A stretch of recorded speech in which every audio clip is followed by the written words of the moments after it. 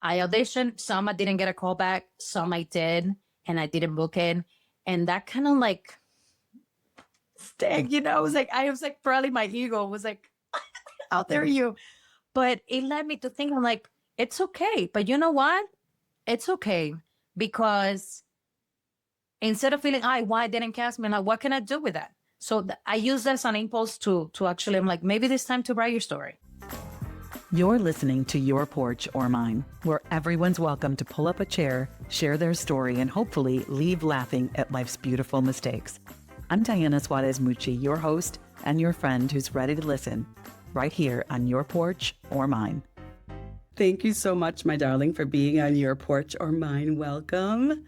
And let's have a toast. Unfortunately, I didn't have my wine, so maybe I drank it all. I don't know.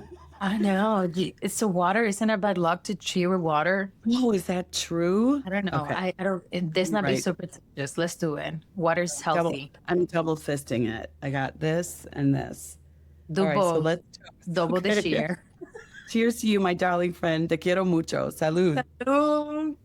I Which have one coffee, do I drink? Great. but I'm drinking. It looks Yummy. like beer, but it's cafe. All right, you make that face. Is it a good coffee? Sure. It's just very strong. It's extremely strong to the point that, when it's a little bitter, Yes. that's happening. Yeah, and then you make but you make good coffee. I remember your little cafecito shop on your feet. Shop and on your feet. Yeah. Well, before we jump to that, because I'm dying to talk about On Your Feet, but I want to catch up with you. And you and I were just talking about how you met Emilio. And Emilio and I, when we were chatting on the porch, we were talking about you and how each of us met you. So I'm so happy to know you. I think you're an amazing, wonderful person. You have such a good heart, and you're such a fantastic performer. I was shocked. I don't know why, because I met you during COVID through a mutual friend, Marion, who you went to DePaul with, and she and I were working on some projects together, and she was doing some social media for me. And I was like, I'm going to do this Latinx, while we're in COVID. Nobody was in the theater, and so I had a 10-minute piece, and she recommended you to be in the role, and you blew me away. Oh. You're phenomenal. So thank you. That was, I don't know how many years ago now during COVID. It was about 2020 maybe? But yeah, I think it was 2021. Oh, 2021. I was still in Florida. So yeah, 5 years. Yeah. Wow. My gosh, that was, and then, we can talk a little bit more about like how that journey went. And then fast forward, you did a Chicago reading for me for Growing Up with Big Hair, and that 10-minute play, Breaking News, turned into the whole play that I wrote and you read for me. So anyway, thank you for all of that. So tell me, what are you up to? What's new, and where are you at, and what's going on with your life? Oh my God, my life. Well, it's summer, so I'm enjoying summer, whatever that is. I'm like, I don't really expose myself to the sun much, but the fact that it's sunny outside and I get to see the sun, I enjoy that. But I've been working a summer camp and rehearsing for a play and writing my own show and reading a lot more, which is really cool because I love to read. As I'm speaking to you as I look at all the books. I feel the books every time I say that, if they had life, they could be looking at me like, girl, you're on your phone. So because you're reading the books from like a book, or you're reading it from the phone? Books, not on the phone. Yeah. But it's been about, I'll say around over 3 months now that I'm not much on my phone. So like I have a timer on the phone. So if it's social media, if it goes off, I get out. So I saw what I saw, and what I didn't see, I didn't see. And if I answer, I answer. And if I didn't, and I'm trying not to feel bad about it, because there's a certain expectation that people message you or whatever, and they expect for you to answer right away. And I have one friend, which I love him dearly, but he calls me, he's like, call me. And he expects me to call him right away. And at time I'm like, well, I didn't have my phone with me. And I didn't see him until like 3 hours later. So I'm trying to normalize that for me. Like, I hope, people be like, I'll call when I have it, but I don't have my phone with me at all times. So it's been 3 months, and yeah, I'm reading more. So I'm glad because my goal was to read more books this year. So I'm doing that, and I'm happy with that. Not feeling bad of not answering or having to apologize because I didn't have the device on my hand at all times. You know.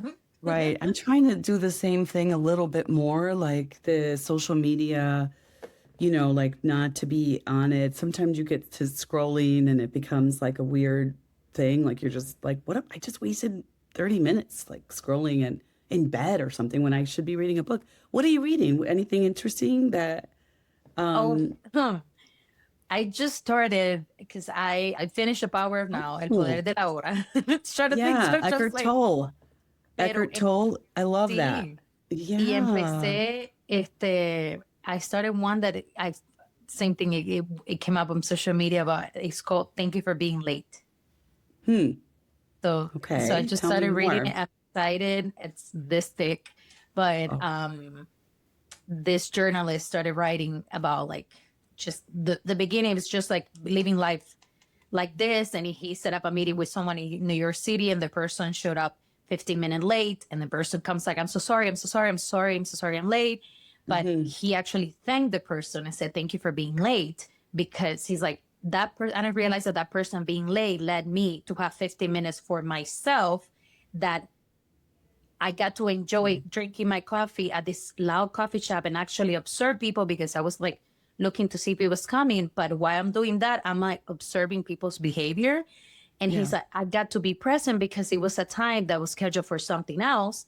But because the person was late, it led me to have 15 minutes for myself that otherwise I wouldn't schedule, just to be sitting there enjoying my coffee. So he thanked the person for being late. And the person obviously felt even a little better for not apologizing so more. So I'm reading, I'm intrigued, I'm excited to see because it talks about social political stuff and the world where we are right now. So I'm excited to see where it goes, because right now I'm like the first 10 pages. Oh, okay. It's pretty thick. Yes. I saw that you're like this. I Yeah. haven't No, read a it's like thick book yeah. like this in, I don't know, ever. I love to read, but lately I haven't been. I love reading books like The Power, like self Hmm. reflection, self help, like learning, growing, and personal development. I love those. I used to read fiction, I mean, so many years ago. And then I started having a family and who had time for that. And now it's like trying to find those books where I'm learning something about myself. The Power of Now, I think it's kind of similar to what you're saying, like the being late, like you are sitting with yourself and enjoying this moment, like I'm enjoying this moment with you. And we're nowhere else. We have to be nowhere else right now but here. And I love how powerful that is. Did you read that recently? Did that shift something in you to maybe inspire What you I like with had, the social it's media funny, or? I had read it before. One of my best friends who doesn't like to read started reading it. And then I was like, oh, let's do like a book club. I'm like, we're getting old. The fact that we're like, so we're like, let's do a book club and we'll talk about each chapter. But I tend to just like, I went through it and then so we'll talk about it because I read it years ago. Because Yeah. usually that one, the Four Agreements, Yes. and those are, I mean, I always call The Little Prince, which is not self love, but El Principito. Mm, Ever read The Little yes. Prince? That have the I big, think, the famous quote is about like, was lo esencial es invisible, so what's essential is invisible to the eye. It's only with the okay. heart that one can see what's essential is invisible to the eye. So The Little Prince, The Alchemist, The Four Agreements, The Power of Now. That kind of like those are the books that I've Yes. read multiple times. And when I'm like starting a new journey, I read The Alchemist or things like I kind of go back to them to remind myself that. So The Yeah. Power of Now, I did it because of my friend. So that's the reason why I reread it. Yeah. And then, and I think I haven't read the Little Prince. I need to read that. So thank you for Yes. putting that on my book list. Tell me about, like you said, you're working on your show, your one woman show. Tell me about that. I saw you perform it. Was it last winter? November. Yeah. Yeah, Yeah. it was last winter, and you did such a great job, super powerful story. I want you to tell me a little bit about that and that's your life. I mean, that one woman show about you growing up in Cuba, take me there. Well, the show itself is called Always Cuba. And I always joke and talk about stories from Cuba and stuff. And since I was in Miami, I did a conservatory in Spanish in Miami that no longer exists, but it was called Teatro Prometeo at the time. And my director slash mentor friend Joanne and my friend Esther were like, "Oh, you have to write your one person show, write your one person show." This is over 15 years ago. Always stay there. And that was always in the back burner. I was like, I should let it go. Then I come to Chicago. I'm doing my stuff.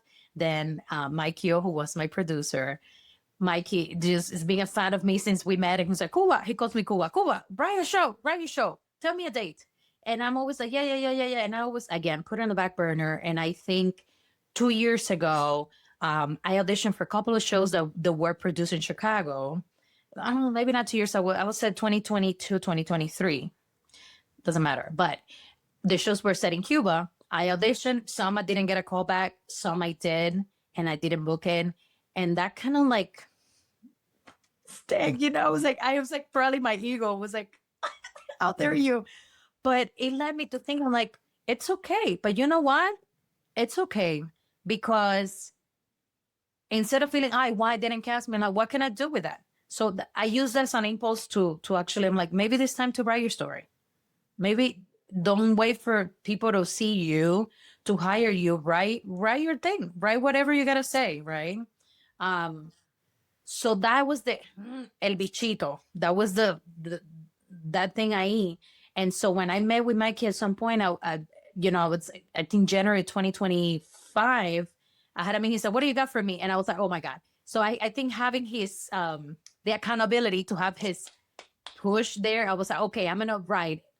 And then obviously as I'm writing, get to my head and I'm like, nobody's gonna want to hear that. Why am I gonna share that? In 2023, whatever, like when I felt the way I felt, I wrote down a lot of stuff. My computer broke, so I lost everything I wrote, but it felt as therapy.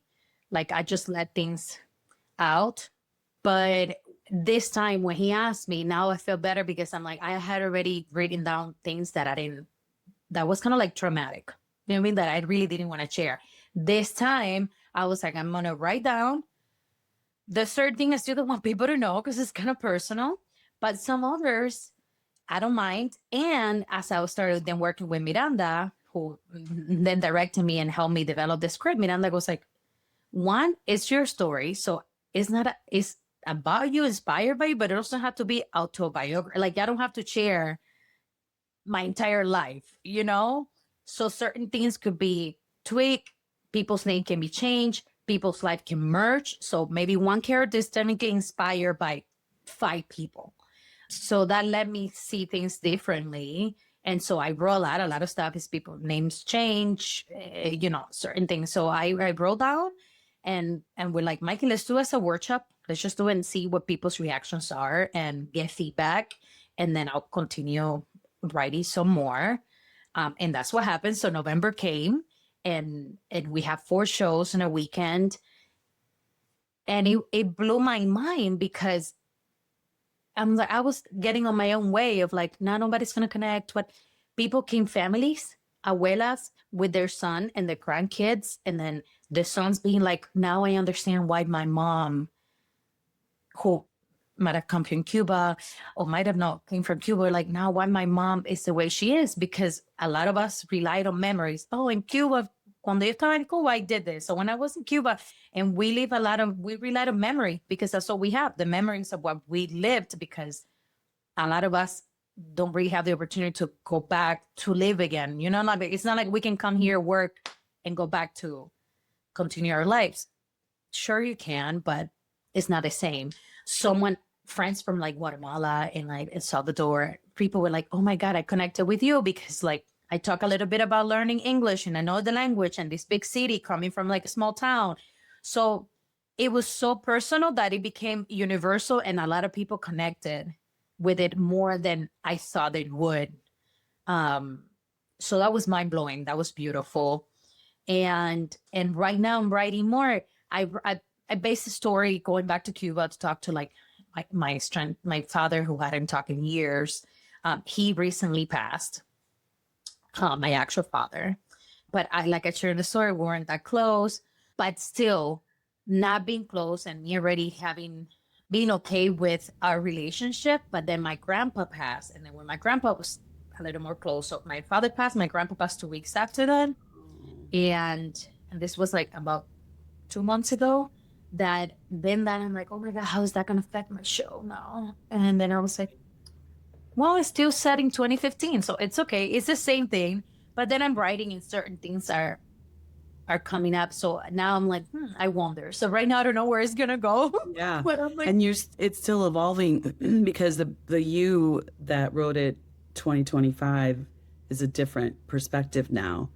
oh, Because totalmente. right, like you were Yes. always going back to say, like, in this present moment of my life, I see things maybe a little differently, Yeah. right? Like, so Totally. your perspective may change a little bit. The story could still be the same, but the way you say it or how you tell it with that memory sometimes changes. I love your story. What was, I mean, and the people, our wonderful guests who are listening to Your Porch or Mine don't know your story about being born and raised in Cuba. Tell us a little bit about what Cuba was like, and tell us what inspired you to tell that story to be your one woman show, like the experience that you've had, and then why you're telling it. What does that mean to you to tell Oh, that story? well, my story, I decided to share my story because I came from Cuba. My mom won the visa lottery. So one, I didn't know a lot of people that had won the visa lottery. A lot of people didn't know what the visa lottery was, which I'm like, Yeah. don't take my word for it. But I don't know the amount of country, but I know well, last time I checked was over 80 countries, that the United States has this program that offers visa to all those countries to prevent people coming here without documents. Yeah. Like, But Cuba is one of those countries. I did recently met an actor from Turkey, and he came here on the visa lottery. So I was no. like, oh my God. I mean, I'd never heard of it before hearing your story. Yeah. It's unbelievable So what are the chances of you winning the visa lottery, your mom? my mom, and that's what sometimes we think of like one. I was like, remember we won a visa, we won a lottery. You know what I mean? We're lottery winners. um, but my mom wins the visa lottery, and same thing. My mom was just at work, and one of the coworkers said, "We have an extra application. I want to fill it out." My mom was like, "Sure." It was not like it never crossed her mind. She was just an extra one. I fill it out, and she wins. So we came here. And obviously, we came to Chicago because we needed a sponsor. We needed someone to write an affidavit, and that was my brother's uncle who lived here, and so that's why we came to Chicago. There were a lot of Cubans here that we met at the time. Cubans that had come back in the 60s. So we came straight to Logan Square. I went to high school, Roberto Clemente in Humboldt Park. So all my friends became like Puerto Ricans and Mexican and Guatemala, Hondurans. So like I was the only Cuban and they called me Cuba. And so to me, and I was like, that was unique in itself. Then we moved to Miami 2 years later. And then now I'm like, well, now I'm one more on the pot. Like, in the pot, So I think I talk about that in the show. But just the sense of like, we all have a story to share. And to me, I'm like, it's not going to be like, oh my God, the greatest story of all time. But it's my story. It's mine. And it's what makes me who I am. And because now as a creator, I look back and I was like, oh my God, so many things that happened were so funny. Now that I look back with the English, with like not knowing how to use like at the airport. I remember, which I didn't put that in the show, but connecting with people. Now we take things that we might take for granted. Now I say we as Americans that have been here for so long, that things that is just so normal because of what we grew up in, not in Cuba. So like the water fountain, like the water per se, and the sink in the bathroom that you put your hand under and then the water runs. It took us like literally my mom standing, me looking, waiting for someone because we kept hitting the thing and the water wasn't coming down. And we just waited there, look at each other, waiting for someone to go wash their hands. And we're like, oh. And then you remove your hand, and sometimes some of those things take longer to stop. So my mom is like, lo rompí. Like I broke the sink, right? And we like just kept erasing her hands, erasing, and we waited and waited until we like looking again to see what the other person will do. And I'm like, mueve las manos, just remove it. Things like that. The toilet. Oh my God. At the airport, the little papelito just moves around the toilet and it flushes by itself. I was like, Mommy, somebody's looking. There's a little camera and somebody's looking when I go use the restroom, and then they flush the toilet. Wow, wow. It's a whole different world. Things like that. It was just the that simple experience things. that, again, now I don't see it, but when I see dance, I think that experience, again, it might not change the people's life, but it was my story. At the time, it was so overwhelming. But like, look back and I'm like, that's funny. And then I think, I'm like, that's not just me. Any immigrant that comes here from Yeah. a third world country or whatever, experience that. And that's now, again, now it's funny itself. At the time, it could be Right. overwhelming because there's so much happening, and like the doors opening, the electric escalators. Oh my God, that was nerve wracking. You know? And We just take it for granted, yes. the modern life that we have here in the States, and the simplicity of the countries that, like, mommy's from my mom is from Puerto Rico. So, yeah, she grew up with very simple, basic living, like poor too. Like my mother just was like in a little casita by the beach and had nothing. And so she probably felt the same way. I'm going to ask her, did you feel homesick at all? Like when you got here, did you feel like at any moment, like, I wish I was back in Cuba, or why am I here? Yeah, from the very beginning. I mean, because you asked about like the story, yeah, sharing, and obviously Cuba was very community. Like, you know, your neighbor, you borrow azúcar from your neighbor, or like, can you let me wear one egg and I'll return it back to you, and all that community. Which sometimes here, look, and I'm like, now I understand what certain people that live in like burbs love it, because they kind of find that community. Or like in this case, Humboldt Park, like people talk, you know who your neighbor is, and they look out for each other. And that I love, because that's what I had in Cuba. Then coming here, again, not knowing your neighbor, that was a culture shock. The language was big. And when I started high school, oh my God, my first day of orientation, that I remember, I'm sitting there with my mom, they're talking and talking and talking. We're just sitting there. We had no idea what they were saying. And then I look at a girl, you speak Spanish? What did they say? And she was like, oh, we have to go to the second floor. And I'll never forget that I told my mom, like, they said all of that just to say, go to the second floor? Porque hablaron like for like 15 minutes. So it's like, oh, she didn't want to help us. The language, like I said, the language, the culture, all of that was hard. So the first year I cried a lot. There was a therapist that went to school to talk with like new immigrants. And at some point, I remember I started screaming. I was like, she's talking about me. She's talking about me. And then in my mind, now I look back and I was like, no, it was just, I was triggered because she's talking about leaving your country, missing your friends. Like, I had a routine. I was 14 to turn 15, and I would go out with my girlfriends and go dancing and go play in the street and go like dress up. And I didn't have any of that because I didn't have friends just yet. So a volunteer mom that worked there kind of like took me under her arms, and she invited me to her house over the weekend, and I became friends with her daughters, Puerto Rican. And so once I started creating community, it felt better. But I'll say the first 6 months to a year was rough. Like, I cried. I had arguments with my mama, like, why do you bring me here? I'll write letters to all my friends, because at the time the internet was just slowly starting, the dial-up. You know, the one with The modem. yes. So it was rough. Oh, It was tough. Yeah.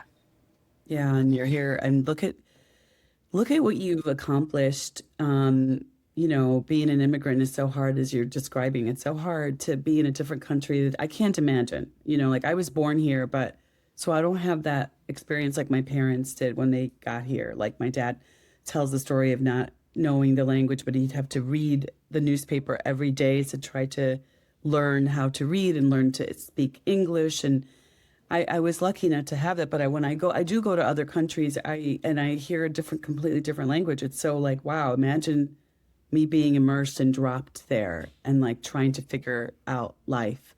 but you figured it out. And you're an amazing performer. You've like you lived here for like you did the Miami thing and you're back. And I mean, just recently, this year I saw you, and that's a great story. I want you to tell that story, how you got on your feet, a musical Cuban about, Gloria Estefan, Emilio Estefan, their story of being immigrants in America from Cuba, and like the chance that you're there on stage singing about tu tierra, like mi tierra. I mean, it's so ironic, right? Like that's so beautiful. But tell me about that experience. Like That was like, oh my God, a dream come true. And I yeah, say that because remember when I said back in January 2025, when I met with Mikey to be like, this is what I'm started writing. Not my pitch because he believes in me, but kind of like I want to present to him, this is where I'm going with, yeah, because Claudia, like myself, if I'm talking, I always quote a lot. I love quotes and I love singing. So I could just be talking about time and then I'll be like, el tiempo que duró, and then I'll start singing, right? And that's me 80% of the time, unless I'm having a serious conversation. But I write down and I start writing about my show and I start talking about Mi Tierra, Gloria Estefan's song.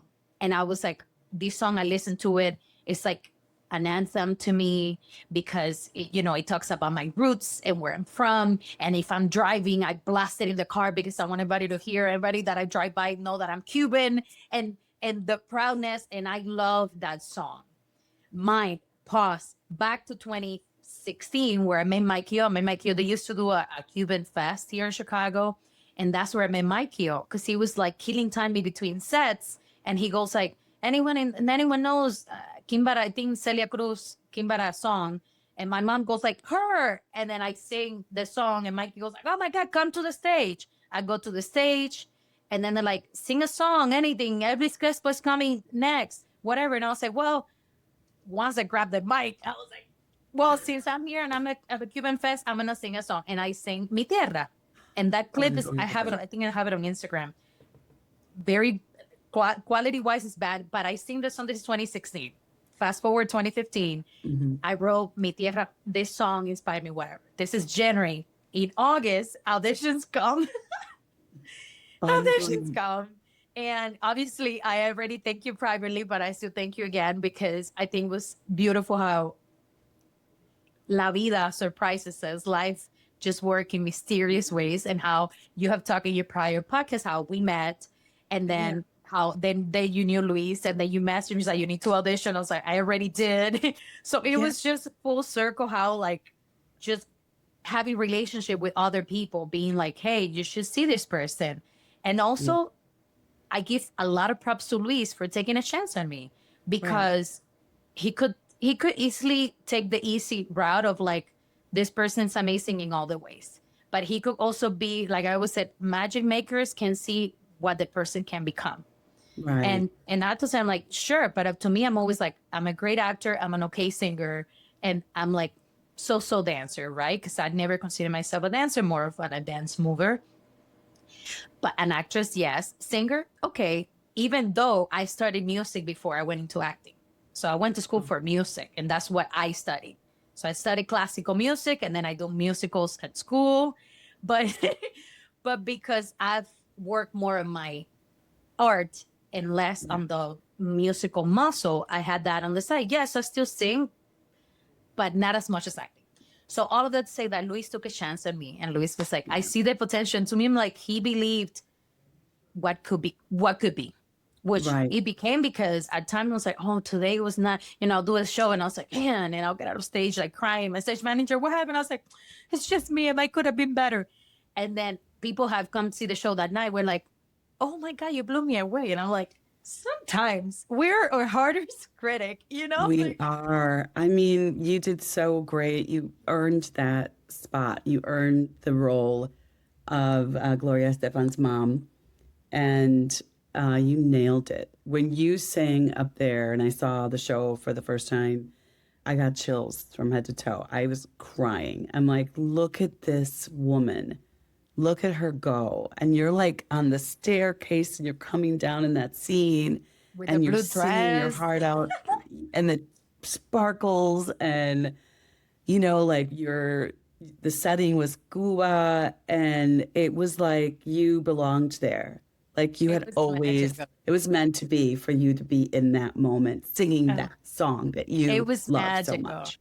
Because I was like, this And song, and I'm singing this song, and then a year later, so literally it was like I auditioned, and when I booked it, all I'm thinking was like, oh my God, a year ago in January, I was talking about this song. Now a year later, I get to sing that song. Imagine that I'm in Cuba, in Tropicana, singing to all these people. So yeah, every night I did that. Like obviously I was hard on myself because certain nights like the voice and the humidity and things like that. But as far as the performance go, I never took it for granted. Speaking of, I was present every night. I was like, I'm here. This is a new audience that just came to see me. And even though like it was it was challenging because I don't like attention like Claudia, which I love because the mom had that line for Glorita that she'd be like, she doesn't like the attention. And as Claudia, I'm like, that's me. I don't. But then the show itself helped you as Emilio. It's like, believe in yourself. Believe you're not this Claudia. You're not the Claudia. So even for Claudia, I was like, this is not me. I'm the mom. I'm this other Gloria. I'm this. So the show itself was beautiful to even help me grow as an artist because to believe in myself a little even more to like just enjoy it. And Luis helped a lot. He said, time I'll come down the stairs. And now I was asking for forgiveness, but he's like, who do you like? One day he was like, Cloud, who do you like? And I was like, The Rock. And he was like, okay, imagine The Rock. It's right there and you're dancing to it. So that helped a lot that for me coming down, I was like, oh. The Rock is waiting for me at the bottom of the stairs. He's waiting for me What? at the He's so bottom of great. I the love Louis. stairs. Let me take my time. So that helped a lot because otherwise I was just with this beautiful dress. I would still sell it, but he wanted me to be more sensual. And I was like, I'm shy and I have to live in front of people. I don't want him to look at me.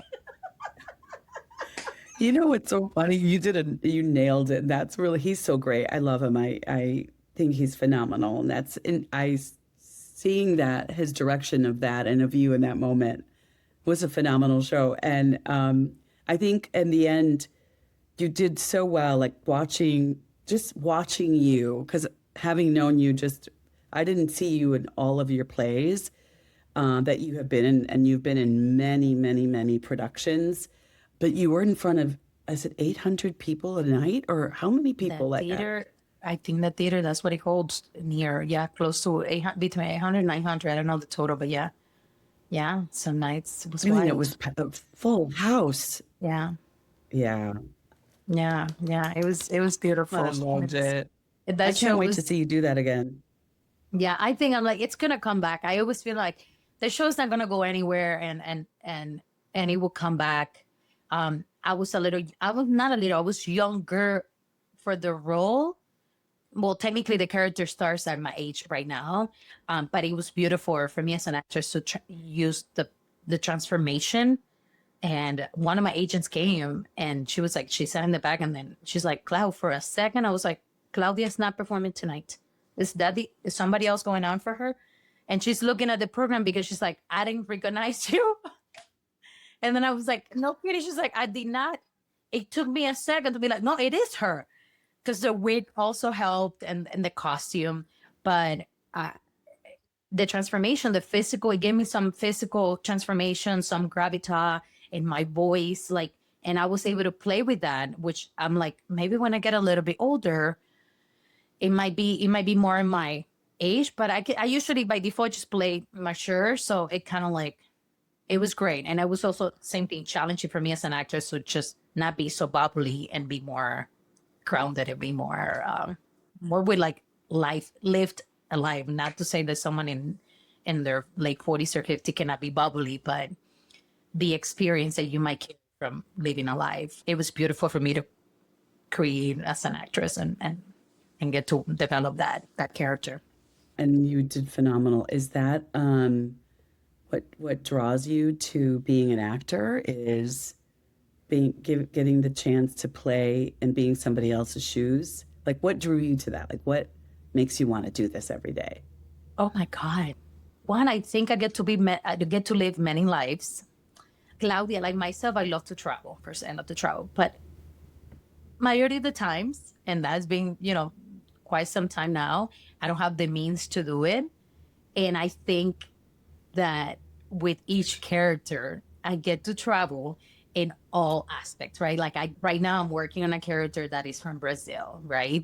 Now I immerse myself completely in that world because with each character, I get to immerse myself in the role. So therefore, yes, as an actor, that's the word, but I go sometimes it's a little obsessive, but I'll go like, where is this character from? What city? And then I'll Google the city. I'll map it out. I'll print a map.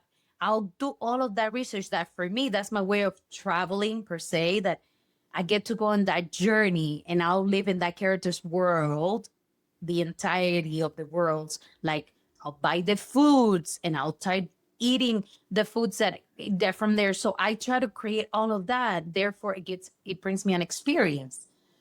And so with that, I'm like, I think each character get to live so many life in that sense because I play Mexican characters, Salvadorian, in this case, Brazilian, or even like English. So I get to use my imagination. I get to be creative and I get to, again, travel might not be the best word, but I get to immerse myself in a world that not necessarily be mine, right? My life and my life is okay. My life it's okay. Yeah. And I'm happy with just my Yeah. life, but I get to Yeah. be somebody else. Like how cool is that? And I don't know. Yeah. It's so It is cool. Well, it's great when you know you're really good at it naturally. Did you always want to do that when you were a kid? Like you said, I want to grow up and I always wanted to be sing a and famous singer. Just so you know. That's Claudia wanted to be a God. famous singer. And then at some point I wanted to be a teacher and now I look back and I was like, well, that was kind of Cuba. You didn't have many options. So it was either you were a Right. teacher or that. But I always want to be a famous singer. I always sang in Cuba in school, in like elementary and like middle school. Every Friday was Cultural Friday, Viernes Cultural. So you sing or act or whatever. And I always put on a number, either a comedy sketch, a song. I'll put my entire class to sing and I'll musical direct. So like that Oh, was always the thing. And so my mom that's like put in me you already. it's always been that since I was little, I'll dance. So on my father's side, they were musicians. So they were like trumpet players and sax players. So they're musicians. On my mom's side, they like to write poetry. So they wrote a lot and they were bakers. So in my mind, I said, well, there's certain creativity when you bake, right? But that was about it. And then here comes Claudia. So I studied music. My mom put me in choir in like the city's choirs when I was like 7. So I studied music. Then I met some friends who were like in this acting group and they were like, they'll perform at the carnivals for the city. And I was like, I want to do that. So I started continue with my singing. And then on Saturdays, I would go to the kids acting classes. I left it at that, but I always loved to sing, dance, act. That was like the thing I loved to do. Then I came to the US, go to high school, join the choir, the choir here in high school. And they take us to Washington, D.C. They had a new program for new Americans. And they went to see a show that was Once on This Island, the musical. And so it's funny because I found the ticket the other day and I'm like, I'll never forget because that was watching that show. That's when I'm like, oh my God, what they're doing. What is that called? Because people always ask me, what do you want to be? A singer, a dancer, an actress? And I was like, all of it. But you have to pick one over the other. And I remember seeing that and I was like, what is that called? They're singing and they're like dancing and they're acting. And one of the teachers said, oh, it's called musical theater. It's like, that's what I want to do. I want to do musical theater. So then I went to look for schools that taught musical theater and all that. Then we moved to Miami. So then I just went into music. And as I'm finishing my associate in Miami, the Teatro Prometeo program was there. And I was like, let me go do acting and take acting classes. The musical theater, when you applied for university, you needed to take like music theory. And I was bad. I sucked at music theory. Like I was bad. So I was like, I cannot do 4 years of music theory. I am not. I'm just gonna do Like you acting. want performative. Oh yeah, no, it was bad. You I want to literally had to sing. compose a song, and it was bad. I was like, this is depressing. So I I just did acting classes, and I was like, okay, then I'm just gonna take voice classes on the side, and then therefore I'll balance them out. I do the acting, but then I love the acting, and to me, up to this day, I'm always acting is like ballet is for dancers that they call it like it's the actors. You have to take theater. You have to start from here because for any performers, like if it doesn't come from, you're not gonna feel it. And then I realized I'm like a lot of art forms as dancers, you still do that, but it comes from here. Then as singers, if you're a storyteller, I care more about what you're telling me with your story than if you can hit a high pitch, right? So I think I lost track, but I maybe the reason why I on my work is that I'm like I get to transfer it and also and besides the point of meeting people, the point that I don't have to fully show myself and I get to live in another world that many times people say, oh, you get to act, that's really how you're feeling, and then you do, and I'm like, no, not necessarily. I just think I get to experience and I get to learn about different topics too, because depends on what the character I'm doing, then I get to learn a lot of stuff that I'm like, yeah, I'm not gonna say what, but I did a character was abusing certain substances, and then now my TV became everything about that, and everything any recommendation was about that. But I learned so much that I had no idea because I was like, well, I don't necessarily use those substances. I had no idea that that's what happened and the effect it could have on the person or the family. So I feel like I learned so much about different topics that I wouldn't necessarily do in my, like Claudia, it's not my interest. But if it's based, if it's the character's being, then I immerse It opens myself up a into whole that. other world. Yeah, that world. Do you have a character? Have you ever been or played a character that you did not like? That you were like, ugh.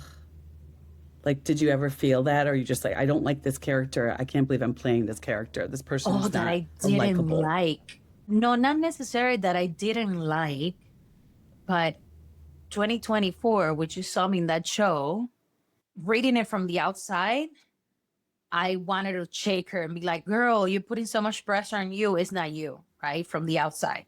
So living in that character, that was tough. That it took a toll on me personally because it took me time for me to separate myself from the character.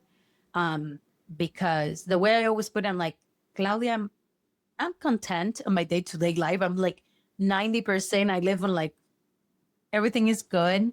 So I don't see, I don't stay too much on the negative. So just I let it go. Not this character. This character hold on to grudges. This character blame herself for the choices that she made that not necessarily was her fault, and that's not Claudia. So, but because I had to do the show Wednesday through Sunday, I only had 2 days off. In my mind, I'm like, I don't want to disconnect myself so much from this character because I don't want to go back to me that. So throughout the whole process, throughout the whole production, the 2 months, I lived in a certain, not sad, but a bit of a dark mood, and it took a toll on me. So once the show closed, I was like, man. So that it was rough for me, Claudia, the actress, because it took me a while because I still had to go to work and do other stuff.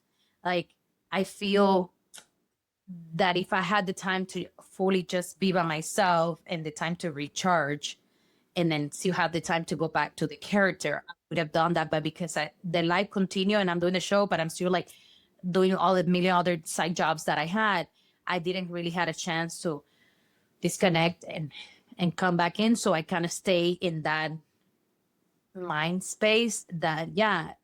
So no, it's not like I didn't like her. It was just, it took a toll on me emotionally and personally. In every story, there's a challenge, right? But when you play a dark character, that's hard for it not to bleed into you, right? Because like you said, you're explaining how you go into character, you research, you're like doing what is she eating? What is she living like? And then suddenly you become this person. And I saw the show, and you, oh man, you were Jeff nominated, right? For that role. You really, you made me feel, I think the whole audience feel that struggle that she had, that sorrow or her regret. And that was tough. I had a feeling that might be one of those characters for you. Like that's a tough one, but It was you nailed tough. it again. I nailed it, but it Yeah, took yeah. literally it took me like maybe 2 3 weeks after the show closed that I think one day I was like, oh, she's finally gone. But it took time, and I got to talk to some friends. I was like, man, I needed a hug, and how much I needed someone to hug me and be like, it's gonna be okay. But I didn't ask for it. I didn't know how character wise. Like Claudia sometimes like, okay, just hug me. Please hug me right now. I need a hug. But at the time I was just like, I wish so many things that I wish, but I didn't ask. There's a quote about Dali that says, La diferencia entre un loco y yo es que yo no estoy loco. So like the difference between a crazy person and me is that I'm not crazy. Right.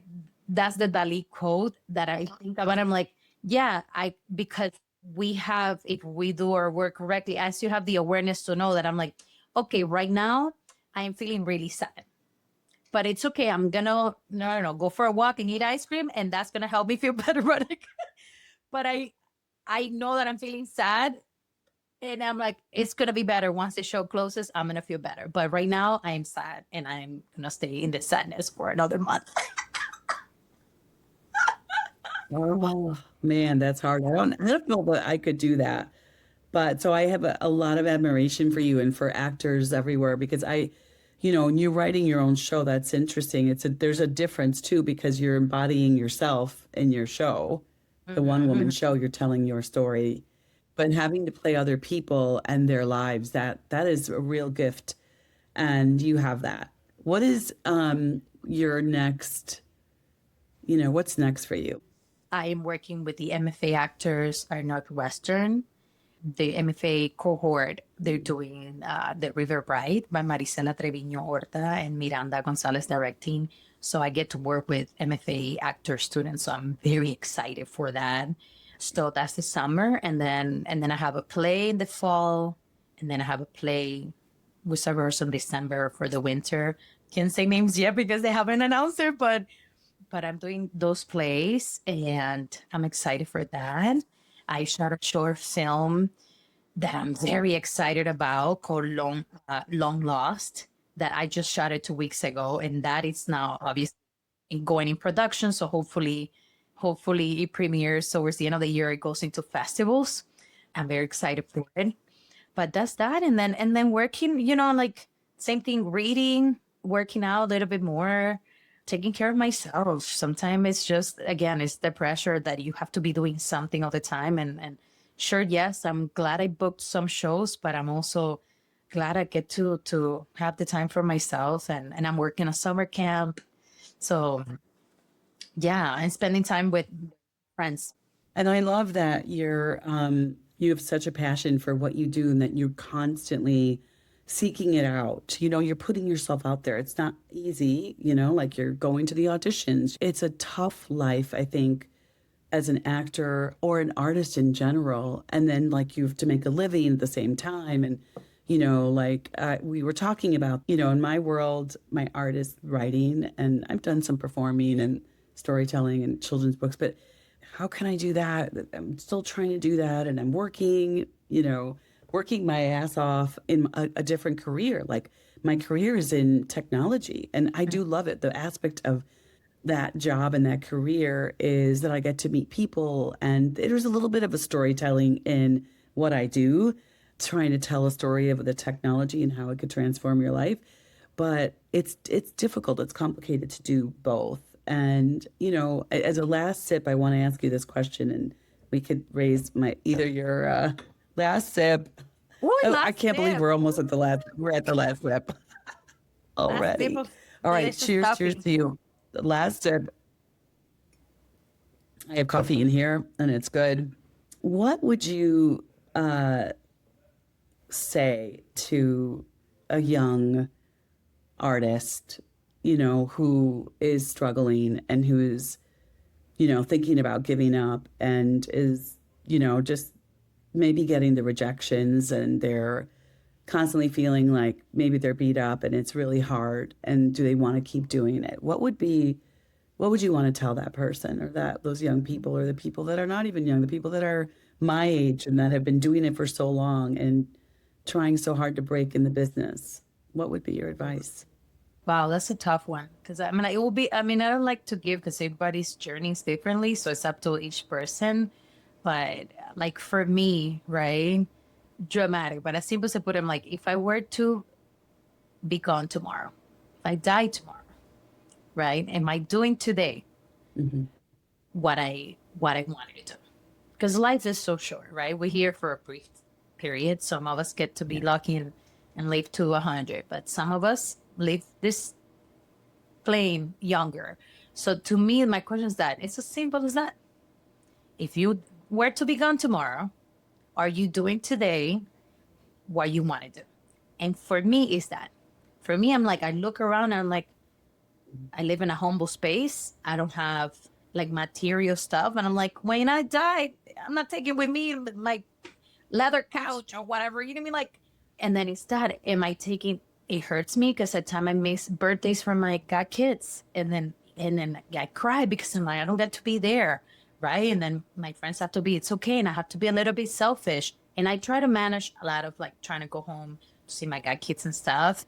But to me, I'm like, am I doing what I wanted to do? And I'm like, I am. In order to do my craft, in order to do my art, especially I do theater. If I were to do TV, which that's the goal, I would love to have, a more better compensated job.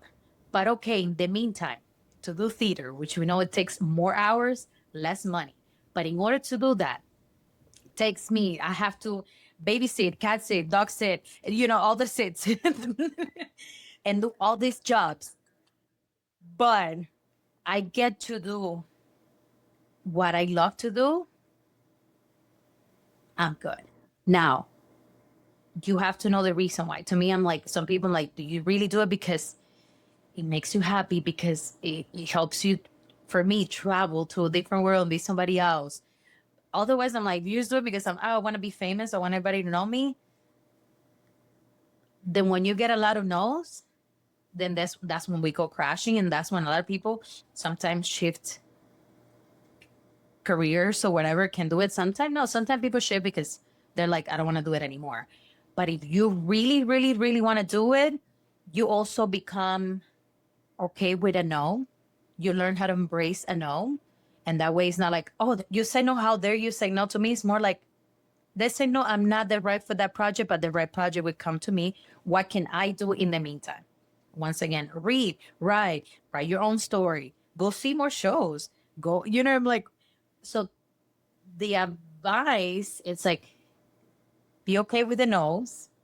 The question, are you doing today if you were to live tomorrow, are you doing today what you always wanted to do? So that way at the end, there's no what ifs. So tomorrow, I'm like, if I live, and I'm like, sure, I'm doing what I wanted to do, and I'm okay with the challenging that I have to face. In the meantime, there will be better times. Better times will come. Yeah, I love that. That's amazing.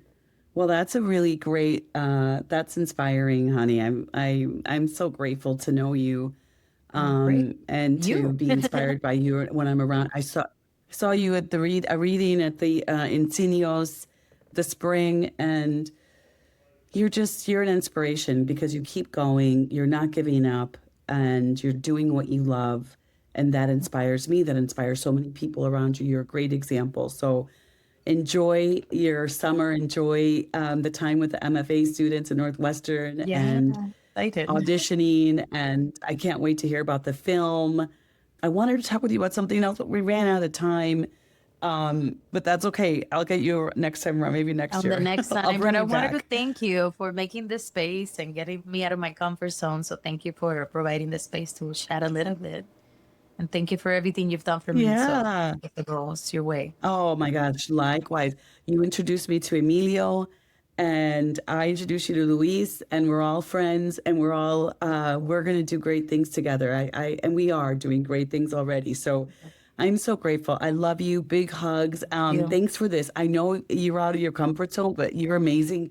We were just chatting. It wasn't that bad, right? It was No, it cool. wasn't that bad. Thank you. No, it's not that bad. We're having a good time. All right, my love. Te quiero Te quiero. mucho. Ciao, ciao. Ciao. Gracias. If today's conversation made you laugh, think, or just breathe a little easier, share it with someone you love. Catch the podcast wherever you listen and follow me on Instagram for more. Remember, the porch is always open and there's always a spot for you.